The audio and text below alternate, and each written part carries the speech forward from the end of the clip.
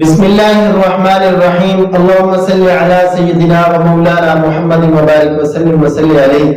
جیسا کہ آپ حضرات کو معلوم ہے کہ روزانہ ہم فضائل اعمال سے ایک حدیث مبارکہ پڑھتے ہیں۔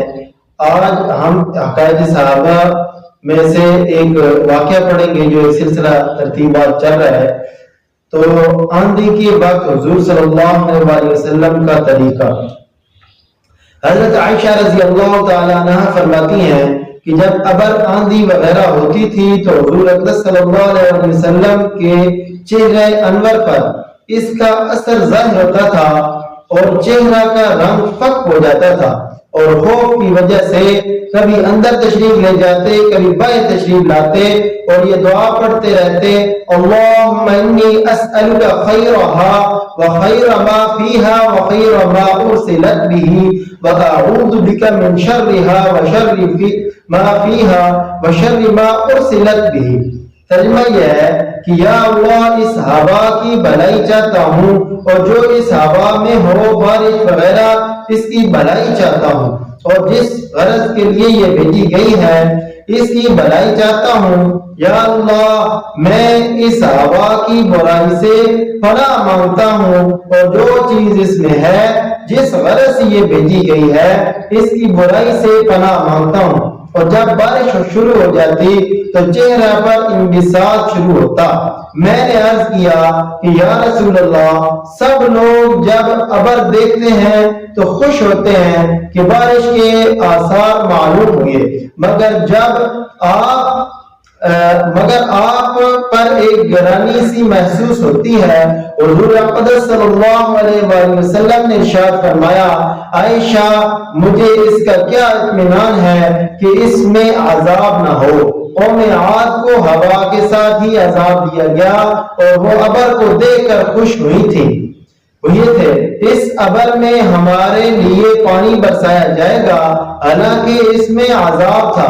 اللہ جل شانہ کا ارشاد ہے، فَلَمَّا رَأَوْهُ عَارِضًا مُسْتَقْبِلَ أَوْدِيَتِهِمُ الْآيَةِ۔ ترجمہ، ان لوگوں نے یعنی قوم عاد نے جب اس بادل کو اپنی وادیوں کے مقابل آتے دیکھا تو کہنے لگے، یہ بادل تو ہم پر بارش برسانے والا ہے۔